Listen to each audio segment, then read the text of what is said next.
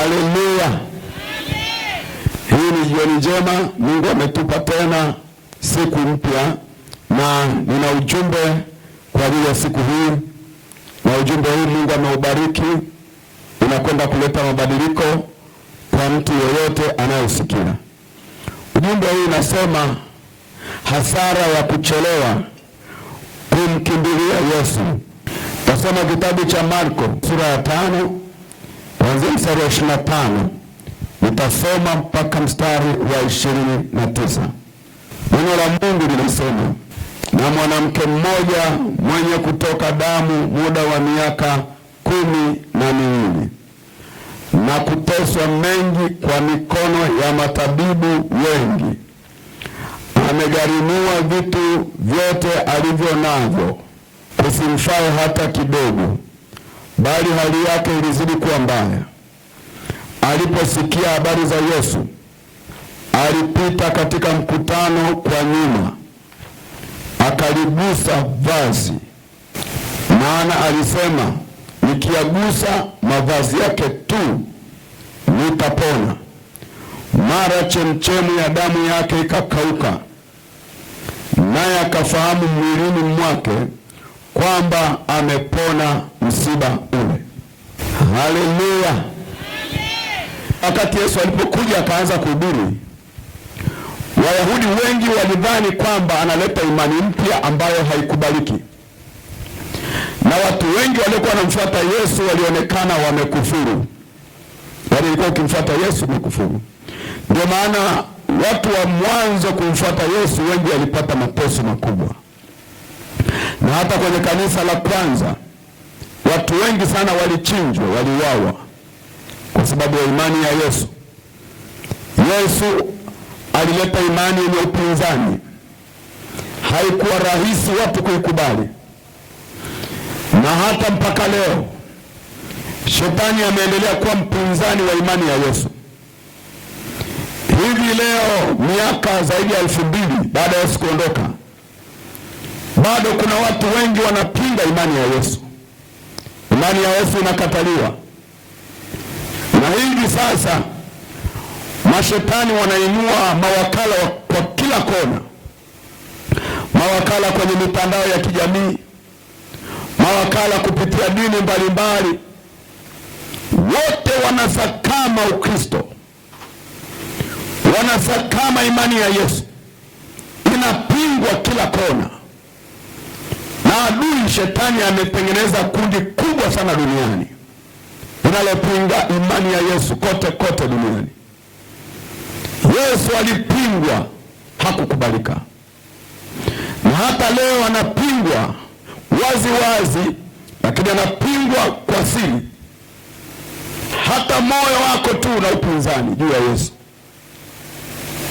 lakini Yesu ndio nuru, Yesu ndio taa mahali penye giza. Yesu yeye ndio chanzo cha ufufuo na Bwana wa ufufuo. Yesu ni mponyaji. Yesu ni Alfa na Omega. Yesu ni mkuu wa falme za dunia. Jina lake linapita majina yote, lina uwezo kuliko nguvu zote. Haleluya. Umeanza kutenda maajabu toka alipokuja, na linatenda mpaka leo, na leo litatenda kwenye uwanja huu. Litafungua jina lenye nguvu, jina la Yesu litakufungua na kukupa ufahamu. Uponyaji uko wa aina nyingi. Unaweza usiombewe lakini ufahamu ukaongezeka.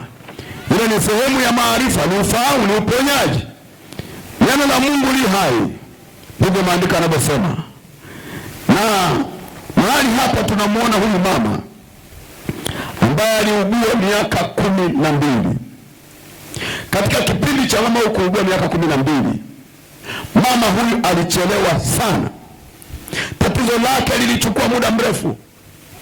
Hebu fikiri maandiko yanapozungumza, yanasema na mwanamke mmoja mwenye kutoka damu muda wa miaka 12.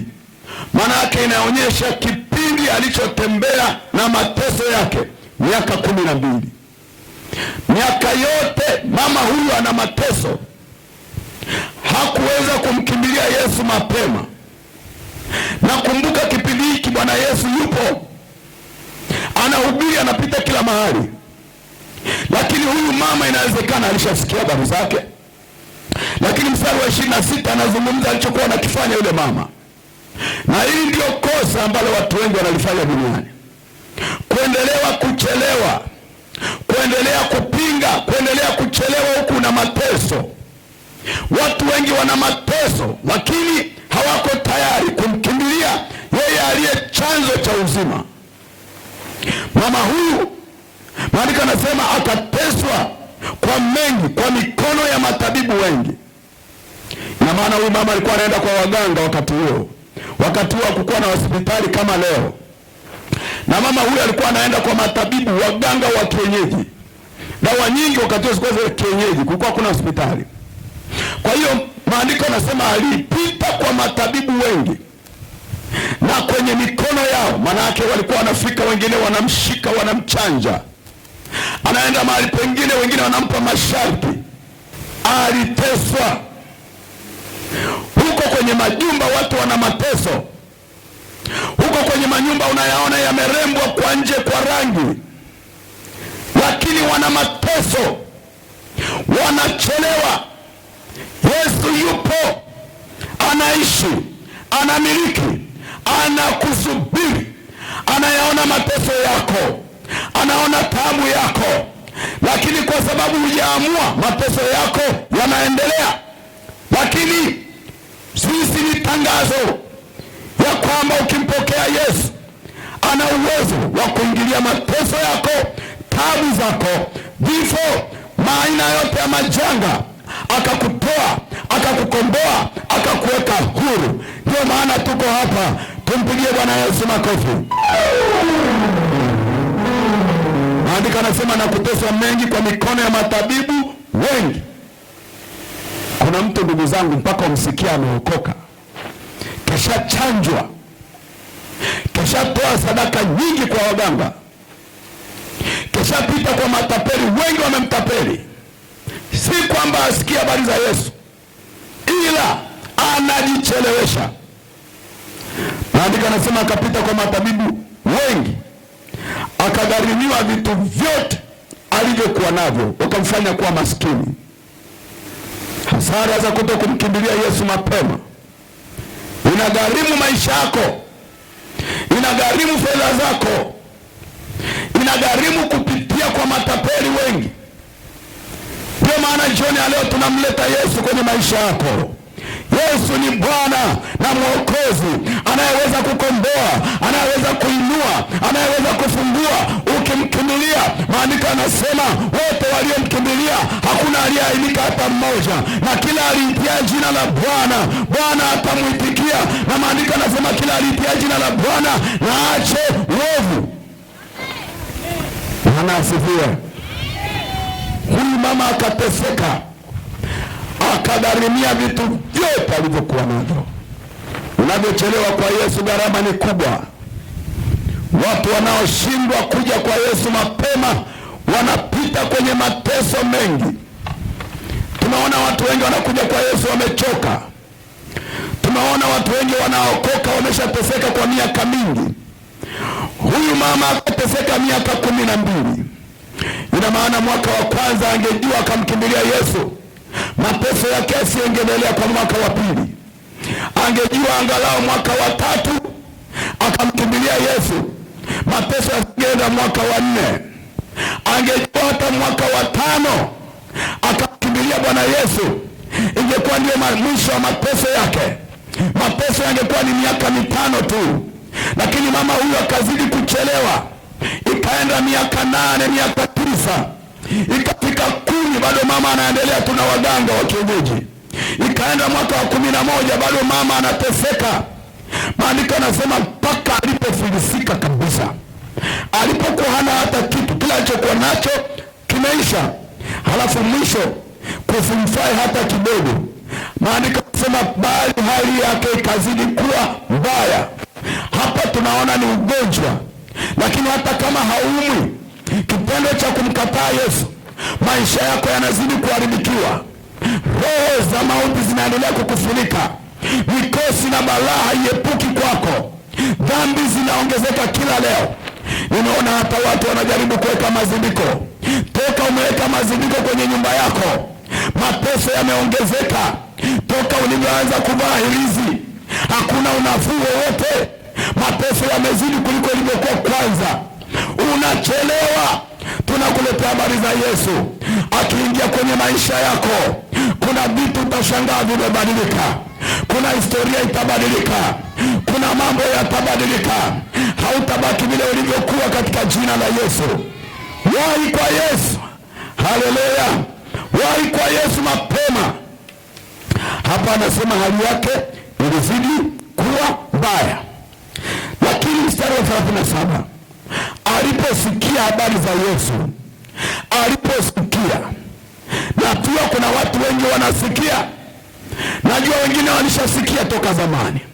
Huyu mama aliposikia, unajua tatizo, watu wana masikio. Maandiko anasema kuna watu wanasikia lakini masikio yao yamefungwa. Mimi ni mmoja kati ya waliosikia lakini hawakuamua upesi. Nilikuwa nachelewa.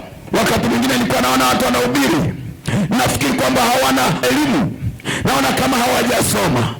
Saa nyingine nilikuwa nikipita naona kama ni watu waongo. Lakini nilipokuwa na wapinga, ndivyo nilivyokuwa nazidi kuchelewa. Sikiliza wapendwa, mimi nilimwendea Yesu, nimechoka sana, kwa sababu kila nilipozidi kumkataa na kumkwepa, ndivyo hali yangu ilizidi kuwa mbaya.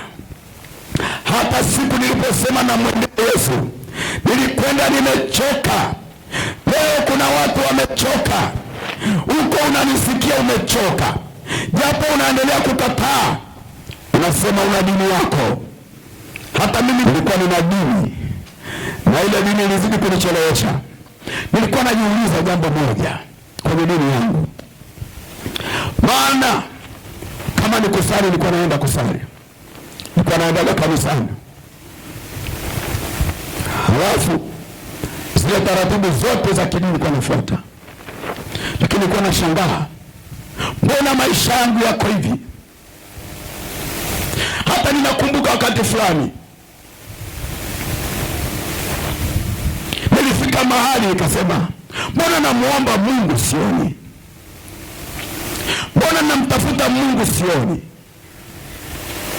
Na unajua kwa sababu gani? Nilikuwa nina dini lakini sina Yesu. Kuna tofauti ya kuwa na dini bila Yesu na kuwa na Yesu moyoni. Leo ninakuletea habari za Yesu anayeweza kuishi ndani ya moyo wako, anayeweza kugeuza maisha yako, anayeweza kubadilisha chochote ambacho adui ameharibu na kujenga ukuta mpya ambao hakuna yeyote anayeweza kubomoa. Huyo ni Yesu Kristo wa Nazareti aliye hai. Jioni leo yuko kwenye uwanja huu, yuko tayari kuingia kwenye maisha yako na kubadilisha historia yako. Piga makofi kwake.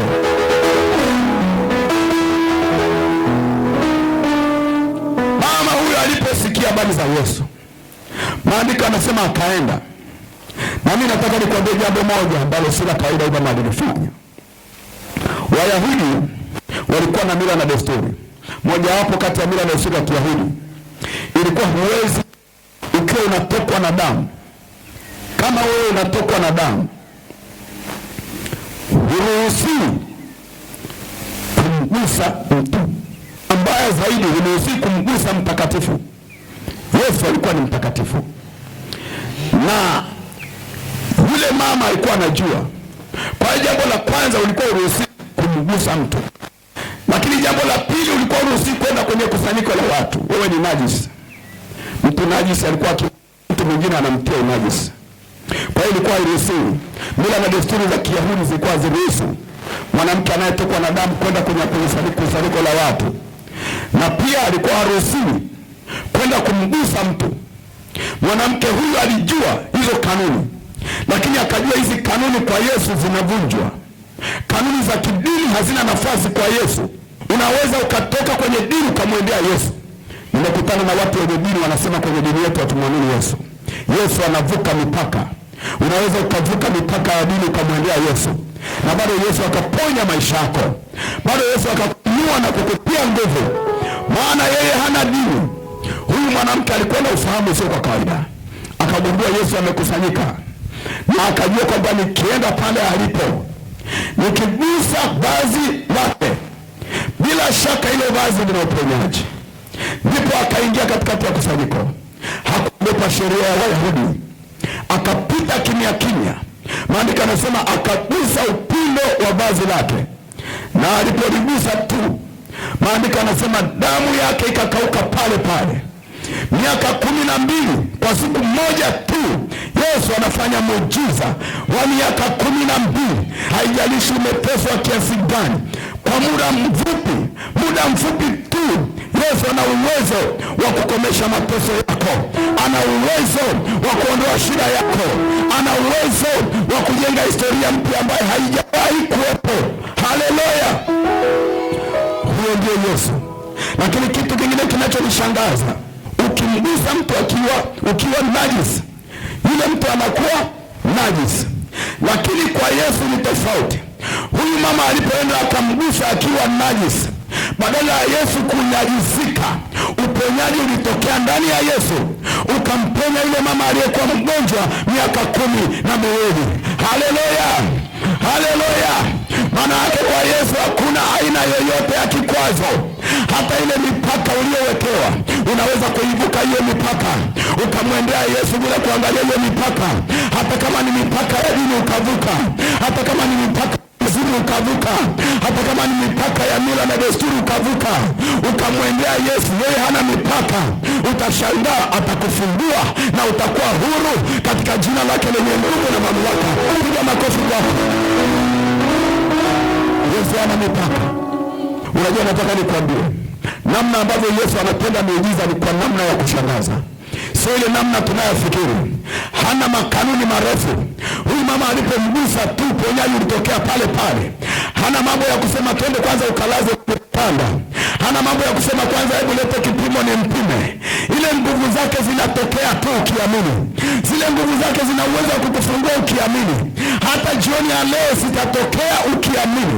Yesu anasema ukiamini utaona utukufu wa Mungu. Haleluya! Unaweza kumwamini Mungu jioni ya leo. Nataka nikwambie wewe ambaye umempokea Yesu muda mrefu, hata kama bado unapita kwenye hali ambayo huielewi, Yesu anaendelea kuponya. Hata kama hujapenya wakati ule, anaendelea kuponya. Hata ninavyozungumza hapa, neno hili la uponyaji linapita ndani yako. Kuna operation inapita ndani yako, kuna nguvu inapita ndani yako.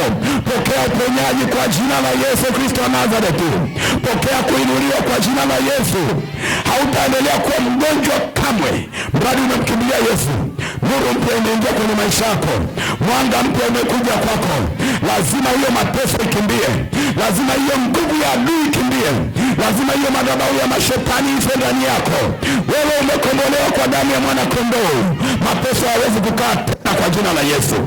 Haleluya! Tuliokombolewa na Bwana, nuru inaishi ndani yetu. Tuliokombolewa na Bwana, nguvu za kimbingu zinatufunika. Kwa jina la Yesu lenye nguvu tutaishi. Haleluya!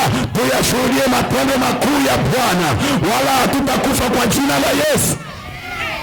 Na kama unapita kwenye ugonjwa, hata kama daktari amesema utakufa, ukishamkimbilia Yesu, yeye ni mji wa makimbilio. Wote waliomkimbilia wakawa salama. Haleluya!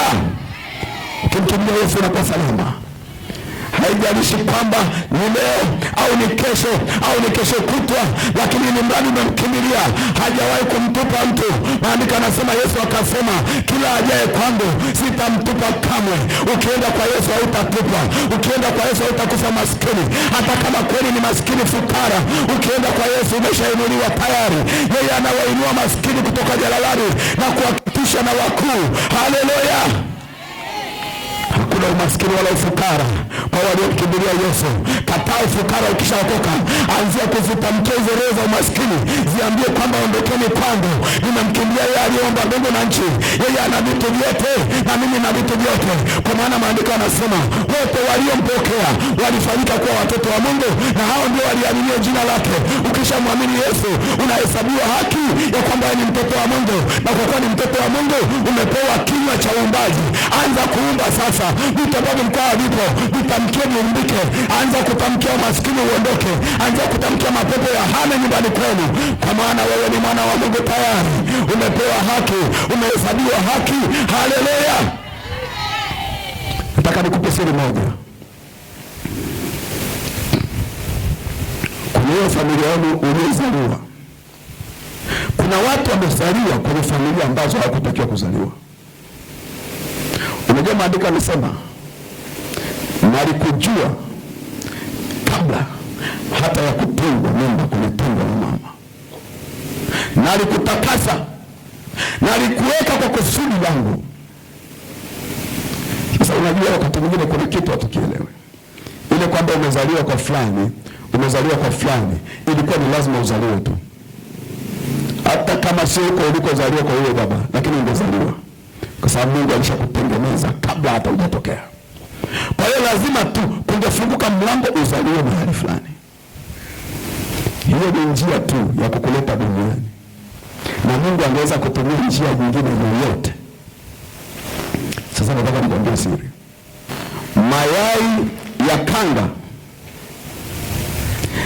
yakiwekewa kuku, kuku akiyatamia hayaanguliwi. Yanaanguliwa hayaanguliwi. Yaani ukichukua mayai ya kanga, kanga si unajua ni wale ndege wa porini, ukaenda ukampa kuku ayatamie, hivi unafikiri hataangua? Akiangua unafikiri wale watoto ni wanaume? Sio kwake. Akitembea unajua anamfuata. Na akienda popote unajua anawatunza, anawapa chakula. Lakini wale watoto ni kweli ni kwake. Sio kwake. Alafu unajua wale kanga wakishakuwa, wakati wanakuwa watakuwa na tabia vipi? Tabia za kuku. Lakini unajua kwa asili kanga hatembei kama kuku. Wewe nenda porini muone kanga, huwezi kumkamata, anaruka, anapaa. Lakini kanga aliyezaliwa mchanganyiko kwa kuku anakuwa na tabia za kikuku, anatembea kama kuku, lakini ni ndege anayetakiwa apae juu, tena juu sana. Leo ninataka niseme siri hii ya kwamba wewe ustahili kukaa hapo ulipo. Wewe ni ndege unayetakiwa kupaa juu juu juu juu sana, lakini unajiona uko chini. Leo ninakuinua hapo ulipo ya kwamba shtuka sasa. Mungu anataka uwe wa juu na wala sio wa chini tena. Haleluya. Usizibwe na familia, usizibwe na dini.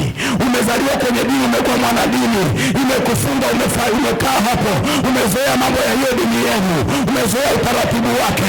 Lakini Yesu anataka uje kwake, maana anajua wewe sio kufungwa fungwa na hiyo dini. Anataka kukuweka juu juu juu juu sana, juu sana, juu sana. Haleluya. Nenda juu kuliko ndege wote, waangalie wengine kwa chini. Imani ya Yesu iko juu kuliko imani zote. Ukimpokea Yesu unainuliwa juu. Anasema nitakapopaa juu nitawainua na wengine pia waje juu. Haleluya. Ninataka nikuhakikishie, hakuna mtu aliyemkimbilia Yesu akabaki pale alipo. Haijalishi utachukua miaka mingapi. Yesu akasema waoga hawaingii mbinguni. Ukiwa ni muoga huwezi kutembea na Mungu, wewe utabaki na uoga wako. Ndio maana mpaka leo unaogopa, unawaogopa hata wanaokuloga, unaogopa hata wachawi wanaokuangia, maana wakikutolea macho unawaogopa, alafu usiku wanakuangia. Wewe unafikiri wanakufupiri, kumbe wanakutisha ili usiende kwa Yesu, waendelee kukuloga. Kataa kuanzia leo kwamba mimi naokoka, hata kama wanitolee macho, hata kama waniseme, mimi namwendea Yesu. Ni mbele kwa mbele, ni kunyoosha maelezo, ni kunyoosha mstari kwamba ninakwenda wala sitageuka nyuma. Wokovu unahitaji jasiri. Majasiri hawaogopi kuzomewa. Paulo akavuliwa nguo akatembea uchi barabarani, lakini bado aliendelea kusema Yesu ni Bwana. Na hatua mbili walimchukua akamweka gerezani. Akafika gerezani mbele ya wafungwa wengine, mbele ya maaskari, akaanza kumwita Bwana, akaanza kumsifu Bwana. Maandiko yanasema milango ya gereza, tetemeko likatokea, milango ya gereza ikatikiswa na ikafunguka. Paulo na Sila wakatoka. Kwa sababu gani? Hawakuona aibu. Hata mbele ya gereza hawakuona aibu, hata mbele ya maaskari hawakuona aibu. Walijivika ujasiri. Jivika ujasiri jioni ya leo. Jivika ujasiri jioni ya leo. Na kama umeokoka kuna misukosuko nyumbani kwetu, jivike ujasiri. Huo ndio wokovu. Wokovu ni ujasiri. Waoga hawezi kukaa kwa Yesu, na mbingu zinawapepeta waoga, zinawatoa. Ndio maana wengine wanaokoka siku 2 3 wameacha, kwa sababu hawana ujasiri. Wakichekwa kidogo wanamuuma. Yesu ni mfalme mkuu wa milele. Hivi leo ninazungumza, chekecheo la Mungu linapita duniani kuchekecha wenye ujasiri wa kumkimbilia Yesu. Hizi ni nyakati za mwisho. Hata kama ujifariji useme mimi siokoki, sikia nikwambie, hatua mbele kidogo tu, aidha utakufa au Yesu atarudi, utakuta bado uko duniani na utaachwa. Mateso yako pale pale. Unaogopa mateso ya aibu, utakutana na mateso yanayokuja ambayo hayako mbali. Heri kumkimbilia Yesu. Haleluya. Jioni ya leo amua kutoka moyoni kwamba ninampaka Yesu, na Yesu ni mwaminifu. Hata kama wewe ni mtu uliyekataliwa na ndugu, hata kama mifumo ya kidunia inakukataa, Yesu anakukubali wewe. Simama kwa nilipotumika Bwana. Yesu hana mipaka. Yesu hana mipaka. Mahali sauti yangu inafika, Yesu anafika.